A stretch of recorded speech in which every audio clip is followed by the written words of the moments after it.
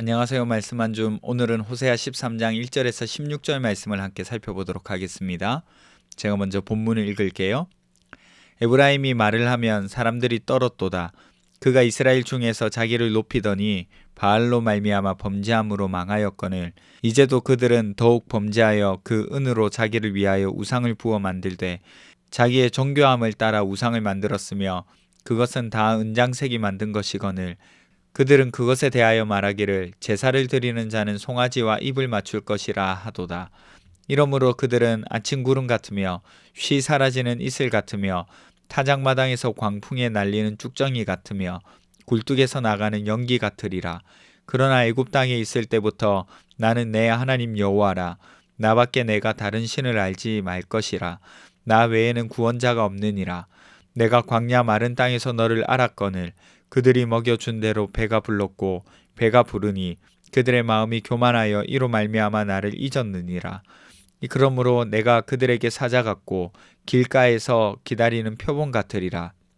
내가 새끼 잃은 곰같이 그들을 만나 그의 염통 꼬풀을 찢고 거기서 암사자같이 그들을 삼키리라. 들짐승이 그들을 찢으리라. 이스라엘아, 내가 패망하였나니 이는 너를 도와주는 나를 대적함이니라. 전에 내가 이르기를 내게 왕과 지도자들을 주소서 하였느니라. 내 모든 성읍에서 너를 구원할 자 곧 내 왕이 이제 어디 있으며 내 재판장들이 어디 있느냐.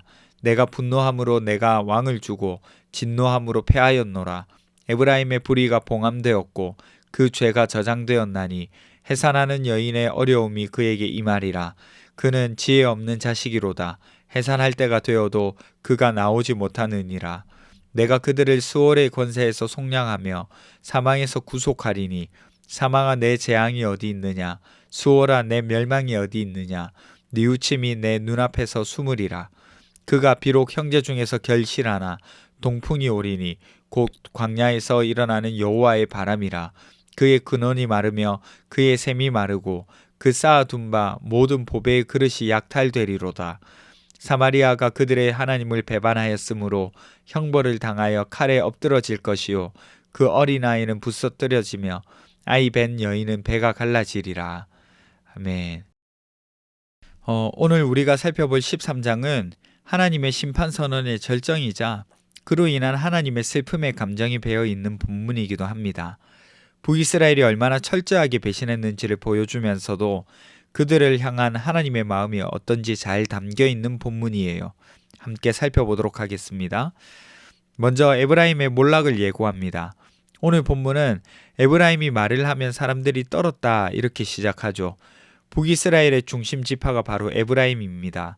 에브라임은 요셉의 차남인데 야곱에게 장자권을 얻었던 지파이기도 하죠. 그러니까 그 영향력이 대단했습니다. 그런데 여러분 보세요. 바알 때문에 범죄해서 망했다고 기록하고 있어요. 무슨 말이겠어요? 예전에는 그 영향력이 강해서 떨었는데 지금은 어떻다는 거예요? 그런 영향력이 없다는 겁니다. 왜요? 바알 때문에 범죄했어요. 바알뿐이겠습니까? 자기들을 위해서 우상을 만들어서 신들에게 절하고 공을 들였습니다. 입 맞췄다는 것은 친밀함의 표현이거든요. 그러니까 하나님을 향하고 하나님께 드려야 할 마음과 헌신을 우상에게 바친 거죠. 그래서 하나님은 이들의 삶을 아침 구름, 쉬 사라지는 이슬, 광풍에 날리는 쭉정이, 굴뚝에서 나가는 연기 이런 것들에 비유합니다. 뭘까요? 헛되고 헛된 것들, 곧 허무한 운명, 손에 잡히지 않는 헛된 삶이 돼버리는 겁니다. 어제도 하나님이 말씀하셨지만 애굽 땅에 있을 때부터 나는 내 하나님 여호와라 이렇게 말씀하세요. 그리고 마치 십계명의 첫째 계명을 떠올리게 하시는데 나밖에 내가 다른 신을 알지 말 것이라. 나 외에는 구원자가 없느니라 라고 말씀하십니다. 곧 하나님의 은혜를 기억해야 하죠. 지금의 번영을 주신 분은 애굽 땅에서부터 이스라엘의 하나님이셨던 그분입니다. 그런데 이스라엘은 이 번영 속에서 배가 불러서 교만으로 가득 차고 하나님을 잊어버립니다. 인간은 망각의 존재라고도 했는데 그것이 여기에 적용이 되는 거예요. 하나님 어떻게 하시나요? 너무 무서운 경고인데 징계하시겠다고 하세요. 뭐처럼요? 사자, 먹이 기다리는 표범, 새끼 잃은 곰, 암사자 같이 말이죠. 앞뒤 가리지 않고 달려드는 맹수들의 모습입니다. 우리가 한 가지 생각해야 할 것이 있다면 하나님의 이 분노는 하나님이 고통스러워 하시는 분노라는 거예요. 보복이 아니라 사랑하는 자에게서 배신당한 애통함에서 오는 분노라고 볼 수가 있어요. 그러니까 상처받은 사랑의 분노라 이렇게 표현할 수가 있겠네요. 계속해서 이스라엘을 고발하시는데 하나님은 이스라엘을 도와줬지만 이스라엘은 하나님을 대적했습니다. 황당한 일이죠. 굉장히 배은망덕한 일입니다. 그러나 사람들은 힘든 일이 생기면 다른 방법을 찾죠. 그리고 그것을 의지하게 되는 거죠. 그런데 만일 의지하는 것이 하나님이 원하시는 것이 아니라면 어떻게 되겠습니까? 더 깊이, 더 처참하게 무너지겠죠. 이스라엘도 그랬습니다. 이스라엘이 왕을 세워달라고 했지만 결국에 그 왕조는 이스라엘을 건지기는커녕 무너지게 한 주인공이 되었습니다. 이제 하나님은 이스라엘을 심판의 자리로 부릅니다. 해산할 때가 되어도 지혜 없는 자식이 나오지 못한다는 뜻은 회개의 기회를 주셨는데 끝내 돌아오지 않는다는 뜻이에요. 심판이 그만큼 임박했다는 뜻입니다. 그런데 여러분, 이런 분노와 심판의 예언 속에서도 하나님이 끝까지 구원의 길을 열어놓으세요. 14절을 보세요. 내가 그들을 수월의 건세에서 속량하며 사망에서 구속하리니 사망아 내 재앙이 어디 있느냐, 수월아 내 멸망이 어디 있느냐, 뉘우침이 내 눈앞에서 숨으리라. 이렇게 합니다. 여러분, 이 말씀 어디서 많이 들어본 것 같지 않으세요? 고린도전서 15장에 바울이 부활을 설명하며 하는 말이잖아요. 사망아 너의 승리가 어디 있느냐, 사망아 네가 쏘는 것이 어디 있느냐, 이렇게 말합니다. 지금 하나님은 여전히 그들을 수월, 곧 죽음의 권세에서 값을 주고 건지신다는 거죠. 구원을 말씀하세요. 그리고 죽음의 권세를 깨뜨리실 분을 보내실 것, 곧 예수 그리스도를 보내실 것에 대해 계획을 이미 작정하고 계신다는 겁니다. 오늘 말씀을 통해 말씀드리고 싶은 것이 있어요. 이스라엘이 처음부터 이렇게 타락하지는 않았다는 거예요. 하나님을 경외하던 시절이 있었습니다. 그래서 그의 영향력이 뛰어났던 시절이 있었고요. 그런데 하나님을 서서히 떠나서 바알로 마음을 옮겨가면서 그들의 삶도 타락해 갑니다. 그리고 지금은 2절을 보시면 더욱 범죄하였다 이렇게 하죠.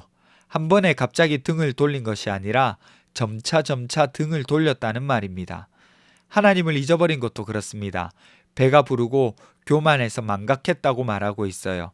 갑자기 잊어버린 것이 아니라 서서히 자족하며 살던 삶이 교만으로 변하면서 일어난 일이라는 거죠. 굳이 제가 설명하지 않아도 누구나 다 공감하실 거예요. 잘못된 길은 갑자기 이루어지지 않고 서서히 이루어지잖아요.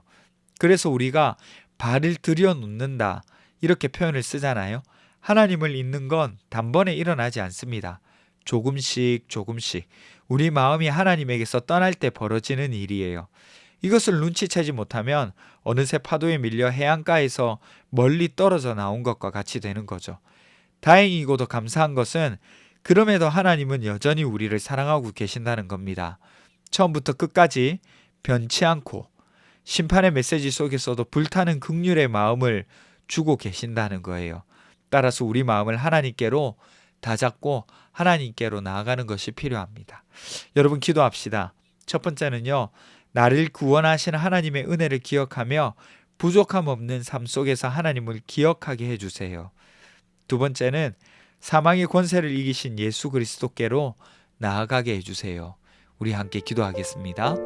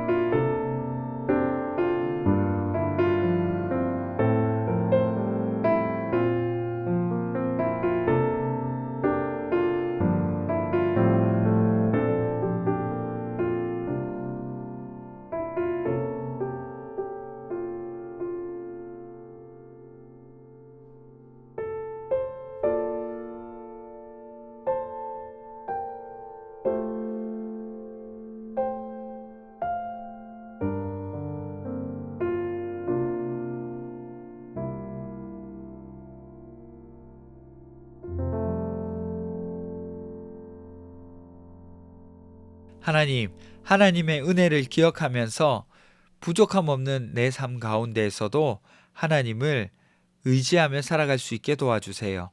또 사망의 권세를 이기시고 부활하신 예수 그리스도를 내 삶 속에 모시고 살게 해주세요.